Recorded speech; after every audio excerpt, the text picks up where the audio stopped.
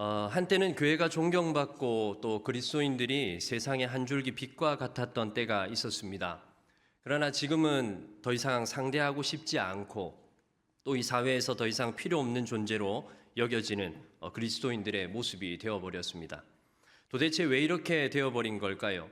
세상 속에서 빛과 소금으로 살아가야 하는 우리 그리스도인들이 세상에 빛이 되지 못하고 맛을 잃어버린 그런 소금과 같이 이 세상 가운데 아무런 힘을 발휘하지 못하고 살아가는 이유, 또 교회가 사회로부터 신뢰를 받지 못하는 이유는 무엇이겠습니까? 말을 못해서가 아닙니다. 말은 참 잘합니다. 교회 다니는 사람만큼 말 잘하는 사람이 없을 겁니다. 말은 신앙적으로 잘하는데 행동은 여전히 비신앙적이고 또 비도덕적인 모습을 가지고 있기 때문에 질타를 받는 것이겠죠. 척하면서 살아간다는 뜻입니다. 더 이상 사람들은 척하고 살아가는 저 사람들과 말을 섞고 싶지 않아 합니다. 말만 번듯하게 하고 행동은 뒤따르지 않는 저들과 더 이상 상대하고 싶지 않다는 것이죠. 맛을 잃어버렸고 빛을 잃어버린 교회, 또 비신앙적이고 비도덕적인 삶을 살아가는 그리스도인, 더 이상 그들과는 마주치고 싶지 않다고 그들은 말합니다. 무엇 때문일까요? 무엇이 이토록 그리스도인들을 거짓말쟁이로 만들어버리고 또 아무런 의미도 없고 가치도 없는 인생으로 손가락질 당하면서 비난받으며 살아가게 만들었을까요? 정말 그리스도인들이 세상을 바꾸어 낼 수 있을까요? 어떻게 하면 세상을 변화시킬 수 있을까요? 사람들은 카페인이 세상의 중심이라고 말합니다. 요즘은 카페가 없는 곳이 없죠. 저 산골짜기에도 있고 또 바다에 가도 카페가 있습니다. 거기에 파는 커피에는 카페인이라는 것이 있습니다. 이 카페인이 사람을 각성시키면서 인류 문명의 발전에 크게 기여했다라고 말하는 사람들이 있습니다. 그래서 세상의 중심, 세상을 변화시킬 수 있는 것은 카페인이다, 그렇게 말합니다. 또 어떤 사람은 돈이 최고라고 말합니다. 돈 때문에 부모 자식 간에 지켜야 할 도리를 하지 않는데도 그럼에도 불구하고 돈이 최고라고 말하는 것이 지금 이 세상이 주장하고 있는 거죠. 돈 때문에 부부가 갈라서기도 하고 또 젊은이들은 연애를 하면서도 데이트를 하면서도 돈이 없으면 할 수 없어 라고 이야기하기도 합니다. 자기 개발을 하는 것이 어떤 발전 때문이 아니라 돈 때문에 한다라고 표현하기도 하죠.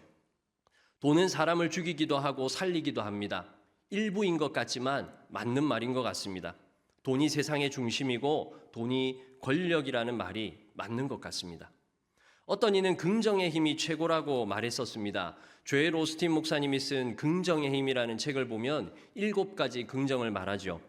비전을 키워라, 건강한 자아상을 키워라, 생각과 말을 바꾸어라, 과거의 망상에서 벗어나라, 역경을 통해 강점을 찾으라, 배우는 삶의 기쁨을 살아라, 언제나 행복을 선택하라.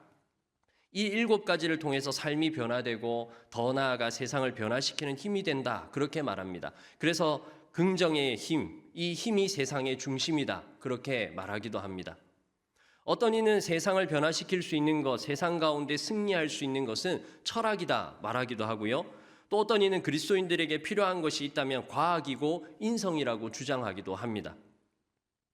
저도 이런 것들을 부정하지는 않습니다. 돈이 세상에서 영향력을 가진다는 말은 사실입니다. 카페인이나 긍정이 어느 정도 세상을 바꿀 수 있는 에너지를 가지고 있는 것도 인정할 수 있습니다. 그것들이 어느 정도 세상을 바꿀 수 있는 여지가 분명히 있고 또 세상의 중심 자리에 근접할 수는 있습니다. 그러나 그것들이 완전히 세상을 통째로 바꿀 수 있는 진정한 힘이라고는 할 수 없습니다. 다시 말해서 가짜라고 저는 이야기를 하는 겁니다. 진짜는 따로 있습니다.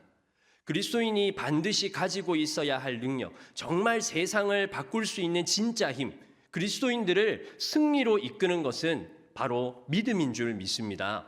왜냐하면 믿음은 사람을 변화시키기 때문입니다. 요한복음 5장 24절은 이렇게 말씀합니다.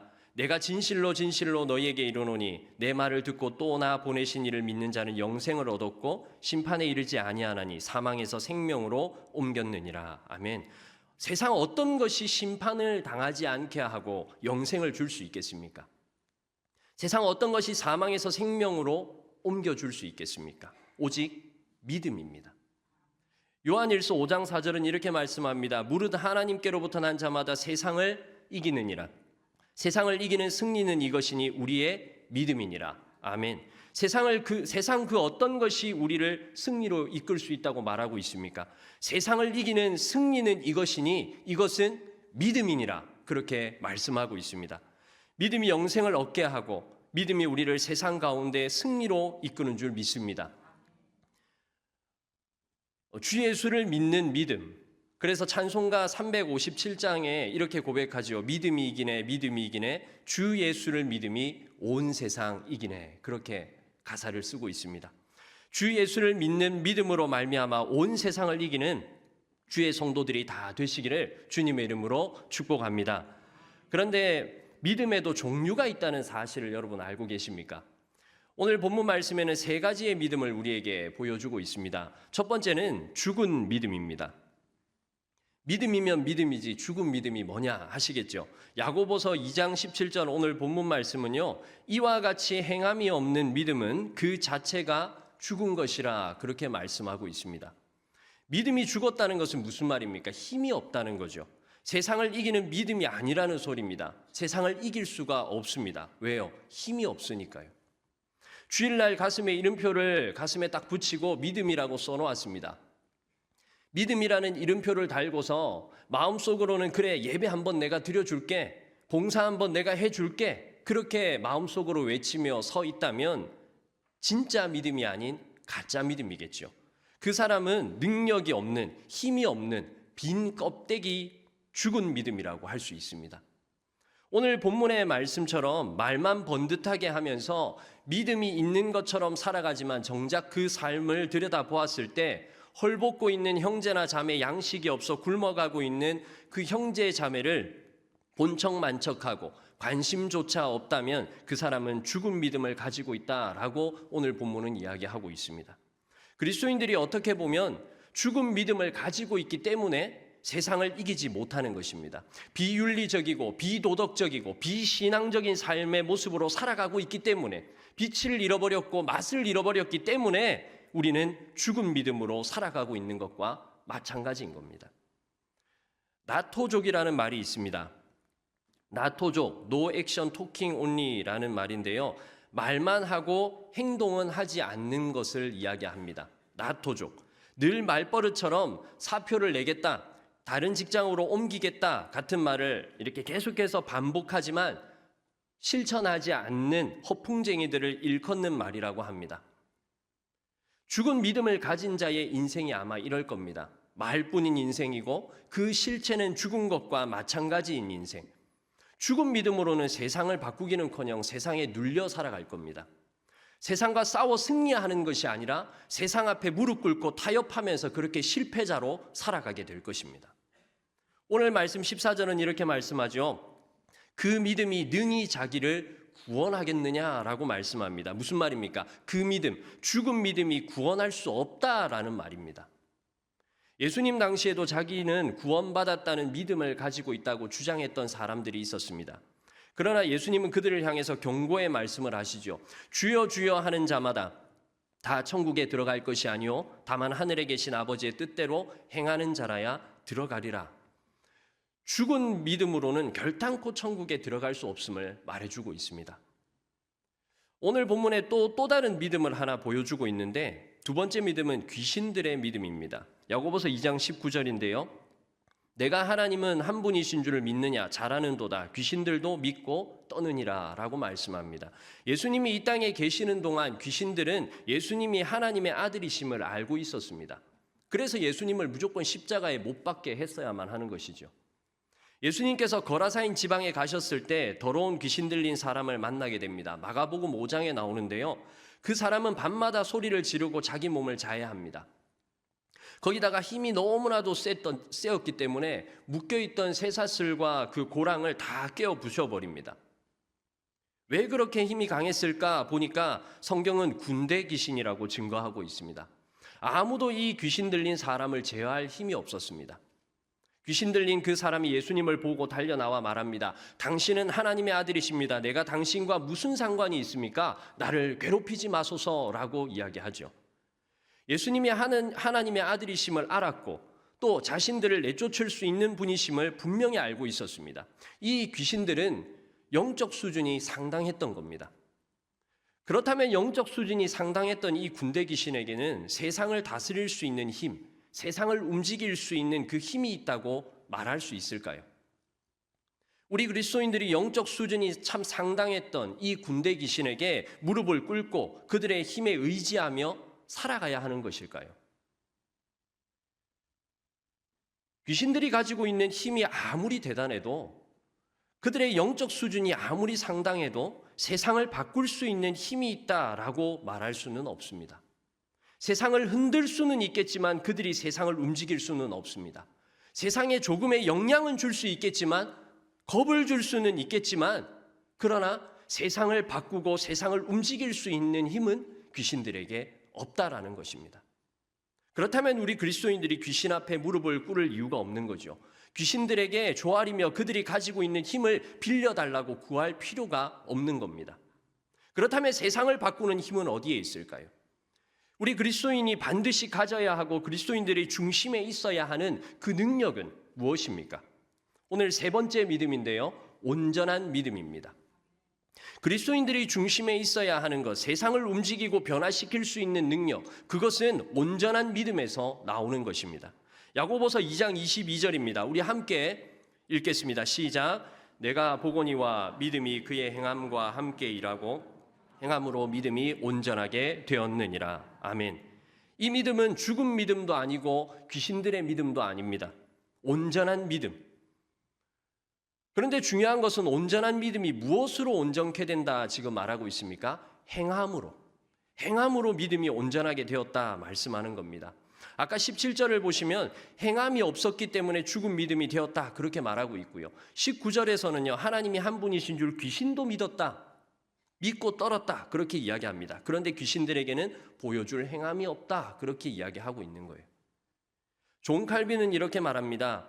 의롭게 하는 것은 오직 믿음뿐이다. 그러나 의롭게 하는 믿음은 결코 그 자체로만 남아있지 않다. 그렇게 말합니다. 표가 난다라는 말입니다.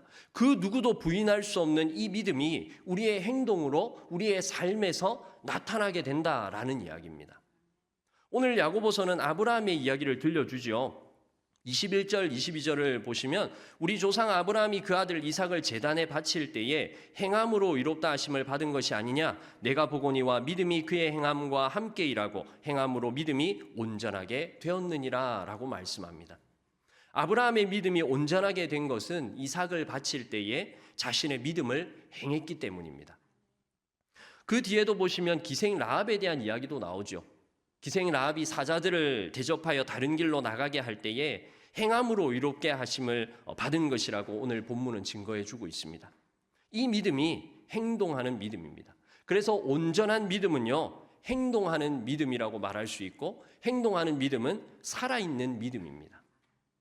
고린도후서 6장 9절과 10절에는 참 그리스도인, 온전한 믿음을 소유한 자가 어떤 사람인지를 정의해 주고 있습니다. 다 잘 아시는 말씀이에요. 세상 사람들이 보기에는 무명한 자 같으나 유명한 자고, 죽은 자 같으나 살아있는 자고, 징계를 받은 자 같으나 죽임을 당하지 아니한 자고, 근심하는 자 같으나 항상 기뻐하는 자고, 가난한 자 같으나 많은 사람을 부유하게 하는 자이고, 아무것도 없는 자 같으나 모든 것을 가진 자가 바로 온전한 믿음을 가진 자라는 것입니다.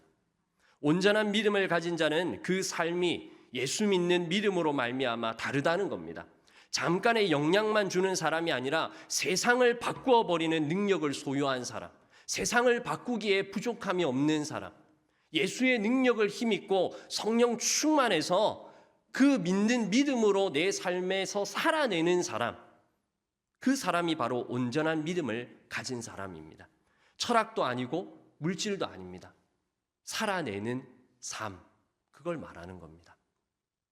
사랑하는 성도 여러분, 세상에 끌려가고 세상 때문에 슬픔으로 가득하고 세상의 기준으로 좌절하는 그런 우리의 삶이 아니라 세상을 이기는 온전한 믿음을 소유한 그리스도인들이 다 되시기를 소망합니다. 죽은 믿음, 입으로만 믿는다고 말하는 귀신들의 믿음을 가지고 살아가서는 안 됩니다. 예수님의 사랑을 입었기에 사랑을 전해줘야 된다 말로만 하면서 사랑 한번 하지 못하고요. 말씀으로 이겨내야 되고 말씀을 아멘으로 받아들였지만 이 문 밖을 나가는 순간 말씀이 다 사라져버리는 그런 죽은 믿음으로 살아가서는 안 된다는 겁니다. 말씀을 삶으로 살아내고 믿음을 나타내는 온전한 믿음을 가진 주의 성도들이 다 될 수 있기를 소망합니다. 우리를 구원하신 하나님의 사랑이, 예수 그리스도의 그 은혜가 입술로 그쳐지는 것이 아니라 우리의 삶에서 드러나기를 주님의 이름으로 축복합니다. 세상에는 수많은 단어들이 있습니다. 우리에게 영향을 주는 수많은 요소들이 있습니다. 그러나 그것들은 우리에게 잠깐의 영향을 주거나 또 이 세상 속에서 잠깐의 만족과 즐거움과 쾌락을 선사할 뿐입니다. 진짜 세상을 변화시키는 능력, 우리 그리스도인들을 승리로 이끄는 힘은 온전한 믿음인 줄 믿습니다. 그러기에 오늘 들었던 하나님의 말씀, 매일매일의 우리의 삶 속에서 주시는 그 하나님의 말씀을 붙들고 살아가셔야 됩니다. 붙들고 살아간다는 것은 무엇입니까? 삶에서 그 말씀들을 계속해서 적용해내는 겁니다.